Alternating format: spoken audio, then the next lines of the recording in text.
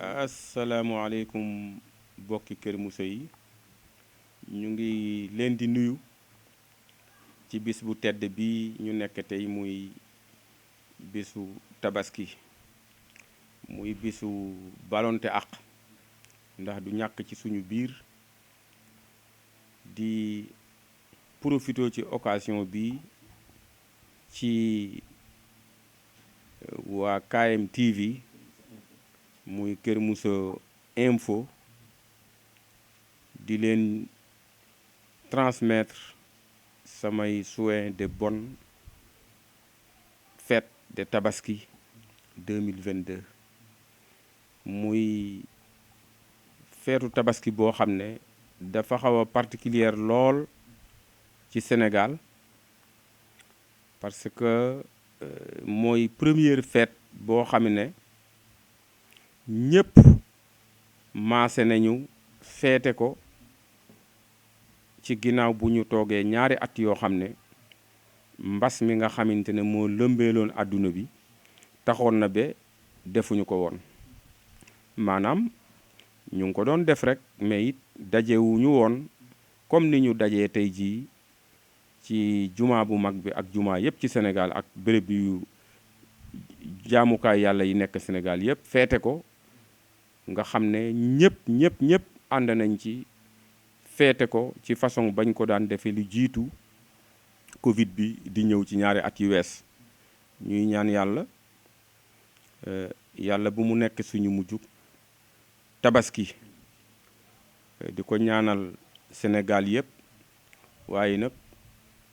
di beral ñaan sama commune bopp muy commune Kër Moussa di ñaan yàlla na fi yàlla gën a sotti jàmm def na ko ci sax waaye mu gën ko yokk muy tabaski boo xam ne itam wax naa léegi ne dafa xaw a particulière dans la mesure où jour bi ñuy tabaski dafa tombé ak ouverture campagne électorale bi moo tax muy lu particulière ci suba ba léegi ñu ngi gis ne ñëpp daanaka ñu ngi ubbee seen campagne électorale ci julli iid bi loolu nag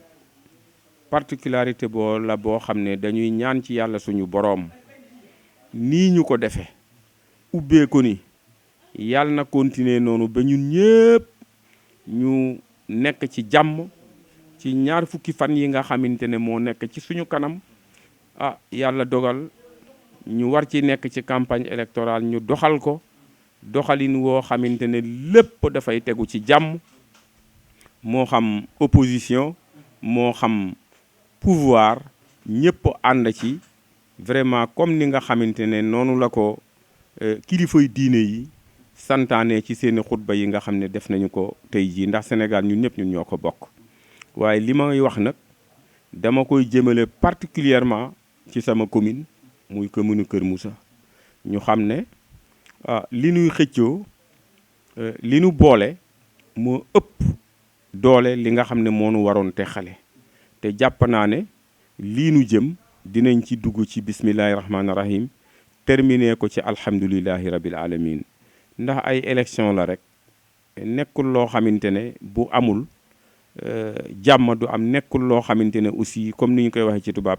c'est pas la fin du monde dafay jàll te maa ngi ñaan ci yàlla au soir du 31 juillet 2022 lépp terminé ci jàmm le lendemain 1er août ñëpp xëy dem liggéeyi ndax nag dañu ne ci nawet nañu xam loolu ñëpp dem liggéeyi te ñu wàññi coow li wàññi yeneen yi nga xam ne amul benn njëriñ te jàpp naa ne élection war na mën a yomb Sénégal parce que ku ci ne xam na ne code électoral bi nga xamante ne moom la ñu yore permettre nit ki may na ko yow daal demal vote ji rek dem tëdd sa kër xaar résultat bu soobee yàlla lépp génn ci jàmm nga teew fa ak ñàkk faa teew donc bon am na loo xam ne jaru ko te nay dama koy répété waat na ma ko waxe woon ci élection locale yi noonu laa koy waxe waat fii nañu doxal lépp ci jàmm doxal lépp ci démocratie su ko defee bu ëllëgee ñu àndaat rek wutiwaat leneen waaw loolu daal mooy li nga xam ne moom lay ubbee waxtaan wi di ñaaxaat ñëpp di ci jiital nag sama bopp en tant que maire que ne ñun ñëpp nañu prôné jàmm ñun ñëpp nañu dox ci jàmm ba li nga xam ne moom la ñuy wàcc mu jeex ci jàmm ñu delluwaat suñuy liggéey loolu mooy li ëpp solo waaw. lii ñuy joxe bureau municipal bi moo réunir waxtaan ba ñu yaakaar ne war nañu mën a am nangam pour jàppalee ko nit ñi foofu sax am na erreur de communication bu ci am mais du ci sax commission bi mais ci ni ko nit ñi interprété ci biti la parce que dama waxoon ne nit ñoo gis dañu ëppante ndax ni baaraami loxo mel la nit ñi mel am na ñoo xam ne seen loxo jotul seen ginnaaw loolu faw ñu nangu ko am na ñoo xam ne mënal nañu seen bopp bon nañu jéem a tànn ñi nga xam ne seen loxo jotul seen ginnaaw ba ñu am ci nombre boo xam ne war na mat 5 téeméer ñu seet lu ñu leen mën a gunge jàppale leen ko ci bis bi su ko defee ñu boole waale ci ñi nga xam ne aussi dañ yor ay responsabilité te kenn joxu leen dara ñooñu ñooy ñan les chefs de village les délégués de quartier ñooy ñan les imams ku ci na xam na ne ñii ma tudd kenn koo ci gis xëy na am na loo xam ne wareef la ci yow te am na loola gàllankoor be loola agsiwul ci yow ndax mënuñu dajale ñëpp ndax wax naa ko keroog pour juróom benn téeméeru nit kenn ku ci nekk nga bëgg ko jox dara xëy na du nekk lu am solo lool mais geste bi mooy li am solo joxe woon ay ndigal nag ndigal li itam ña ma ko sante woon itam wax dëgg yàlla defe nañu ko na ma ko bëgge woon ba loola itam ñu fab ko teg ko ci loxo doomu aadama yi doon kele sax ñi ko jotul bari na waaye it comme ni ma ko waxe woon keroog rek ni ñu ko doore nii noonu lañ ko fas yéenee continuer doonul ne tabaski rek lañ ko war a def doonul ne korité rek lañ ko war a def wala leneen saa yoo xam ne sentir nañu ne soxla yi néew ji doole yi lañu soxla yi askan wi lañu rek ñu jéem a dugg def ay pexe ba am lu ñu mën a teg ci seen loxo ndax wax naa keroog ne le président de la république bu mënee génn lu ëpp 46 milliards ci budget national ku ci ne gis na ñoo xam ne jot nañu ci 80 000 francs par personne te loolu ñun suñu commune bi commune Kër Moussa Sénégal 500 et quelques communes la ñun bu fekkente ne am nañ ci plus de 60 ñoo xam ne am nañu ci loolu record la boo xam ne newuma ñëpp am nañu ko waaye li ñu am xalaat naa ni ñu ko am bariwul ci biir réew mi ndax bu ñu fàtte ne nag Sénégal compte plus de 16 millions d'habitants te itam am na ñoo xam ne plus de 10 millions yëpp aajowoo nañu loolu président doon def bon ñun buñ ci jotee loolu ñu war a gën a sant yàlla ñu ne nag président du dem bàyyil ñu ko ñun itam nañu seet la nga xam ne des na te ñoom jotuñu ñu seet nu ñu leen di mën a joxe ñoom itam loolu moo waraloon ñu def opération boobu mu tasante aussi ak tabaski bi ñu ne léegi waxtu yu aussi dina nekk loo xam ne lu mu tuut mën a dimbali doomu aadama yi ndax jamonoy tabaski loo ci dimbalee nit rek mu néew mu bari loolu mën na am impact ci dundam ak dundu njabootam ba tax na social moom ku ñu xam-xam ne wàllu social ci la ñuy dunde ci la ñuy def dama koy wax toujours li may def ci social bëgguma sax ñu di ko publier bëgguma ñu di ko wax ndax yàlla mi ñuy tiim seede na ne te li may wax xëy na du ma tudd tur waaye ku dégg sama kàddu gi à travers Kër Moussa Info xalaat naa ne dina am leneen lu mu yëg dina am leneen loo xamante ne dina xam ne lu am la mën naa wax ne li nga xam ne def naa ko jàppale ko personnellement sama diggante ak doomu aadama yi su ma ko doon calculer bu fekkoonte ne tolluwul ak lële itam jege na ko te loolu soxlawuma ñu publier ko fenn soo indee sax wax ji nii mooy rek pour xamal leen rek ne ak ñun ci social la ñuy dunde ndax dañuy jàpp ne doomu aadama ak niveau boo mën a nekk loo yore da nga ko war a partager ak ñi nga xam ne ñoom nga nekkal loolu kese la waaye waaw loolu man maa ko sante woon commission bi te it man maa ko surveiller sama bopp ndax dama leen ne nañu bàyyi ñëpp ñëwal seen bopp bu ma kenn tànnal kenn bu ma kenn ne diw fii la bokk diw fële la bokk parce que ñoom ñëpp sama njaboot lañu yàlla dafa dogal tey man maay maire de la commune de Kër Moussa donc bon ku fi nekk ànd ak man ak ñàkk ànd ak man ci sama njaboot nga bokk. lépp loo xam ne maa ngi koy def mais dama ko war a def pour ñooñu ñëpp. tey bu ma ñëwoon di tànn di tabax benn école su ma ñëwoon di def poste de santé comme poste de santé bu Kër Moussa bi wala leneen lu ñuy demee ma ne léegi ñi ànd ak man rek ñoo fay nekk mais kooku c'est aberrant. loolu moom vraiment du sama rôle. sama rôle en tant que maire mooy population bi ñoo ma fal donc man lépp lu may def naa ci jiital population bi d'abord. population boobu aussi ñala woteel ak ñala watul yëpp ñoom ñoo ci yem ndax buñ la wateel ak buñ la wateelul yàlla dafa dogal tey yow la fi yàlla teg donc bon de retour da nga war a yemale ñëpp te man ku ma xam-xam ne noonu lay doxale moo tax ma ne leen bu ma kenn xoolal appartenance politique ci kii fële la bokk indil leen ma dossier yi na nekk rek ku dëkk Kër Moussa. ba ñu sélectionné aussi sur 2000 dossiers ñu sélectionné ci lu ma 600 c'est un record quand même parce que dafa bëri ku tànn nag am koo bàyyi mais ñañu bàyyi jubluwuñu ci ne dafa am leneen considération bu tax ñu bàyyi déedéet ñëpp dañ ci xëjul rek am ñu yaakaar ne ñii war nañ ko mën a am ñu jox leen ko même ñàkkul sax bàyyi nañu ñoo xamante ne jox nga koo xam ne sax kooku moo ko gën a yelloo mais loolu la yàlla dogal mais wax naa ko sànq nekkul opération boo xam ne dañ ko yemale ci ay tabaski tamxarit day ñëw Sénégal dafa bari ay xew santé mu ngi fi leneen mu ngi fi te dama fas yéene wéyal ko wàllu social bi wéyal ko ci façon boo xamante ne vraiment commune bi yëpp daañu ci mën a yëg seen bopp. waaw yooyu comme ni ma koy waxee rek c'est des choses personnelles yoo xam ne yàlla seede na ne du ma bëgg ku ci wax ndax dañu nekk ci communauté boo xam ne ñii ay julit lañu ñii ay chrétien lañu te ñoom it am nañ ci seen wàll doon kele sax minorité lañu mais de toute façon comme ni ko wolof di waxee mbaam gàtt na waaye ci jur gi la bokk. loolu moo tax ñoom itam ñu boole leen ci ba nga xam ne at yi wees am na ku yàlla dogaloon ci suñu loxo mu bokk ci at wii di ñëw nii aussi am nañ ci yaakaar ndax am na koo xam ne inscrire nañ ko pour mu war a dem. loolu aussi nañ ko daan defee ci wàllu aju màkk yi mais xam nga ren aj gi dafa am particularité gu ci ne xëy na yàlla dogal na lu mat 5 personnes dem nañu ñi demul aussi daf ci bëri ñoo xam ne problème mu âge moo tax demuñu parce que kooku nekkul ci suñu coobare bopp ndax comme dañu limiter âge bi à 65 ans te booy xool ci ñun bokk na ci loo xam ne suñu aada la mag ñi la ñuy gën a taamu pour ñu dem aji mag ndax mage nañu bu ñu sañ te aju mag ku ci ne bëgg na ko conception biñ ci am rek mooy diw comme xale la diw a gën a nekk mag na kooka dem bi ñu demee ba ci dernière minute yi nag mu am ñoo xamante ne amoon nañu yéene pour ñoom ñu dem waaye yàlla dogalu ko ndax seen âge loolu nag yàlla moo ko dogal ñu ngi ñaan yàlla xëy na feeg déwén yàlla yokk wéram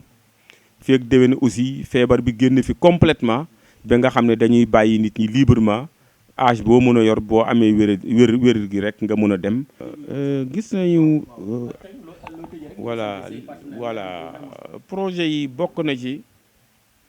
projet yu bare mais yi ci ëpp solo tey mooy projet xëyum ndaw ñi muy lu ma ñor lu ma amal solo tax na ba ñu ngi am ay partenaires yoo xamante ne ñu ngi leen di séentu ndax ñu ngi liggéey ak ñoom balaa muy yàgg muy usine 3e cimenterie ba nga xam ne am nañu yaakaar ci ne wala bokk mu nekk 2e cimenterie boo xam ne mu ngi nekk ci biir commune bi à part Dangote muy CIMAT le ciment d'Atlas te fii ñu gën ko xam ci CIMAF muy ciment d'Afrique di ay partenaires marocains yoo xam ne vraiment sori nañu ak ñoom vraiment ñu ngi liggéey ci projet boobu nga xamante ne am nañu yaakaar ci ne balaa mu yàgg war naa mun a démarrer ak yeneen leneen li ci topp muy wàllu santé gi bëggoon nañu itam vraiment gën a moderniser santé bi dëkk bu mel na Kër Moussa aussi ñu ngi bëgg ñu def ko hôpital ñu ériger poste de santé bi def ko hôpital te dossier bi gën na avancé bu baax a baax ñu ngi ci am yaakaar raison de plus ñu investir fa avec nos partenaires de Dangote dans le cadre de la RSE plus de 60 millions pour tabax yokk poste de santé bi nga xam ne léegi am na poste de santé plus logement am maternité plus logement sage-femme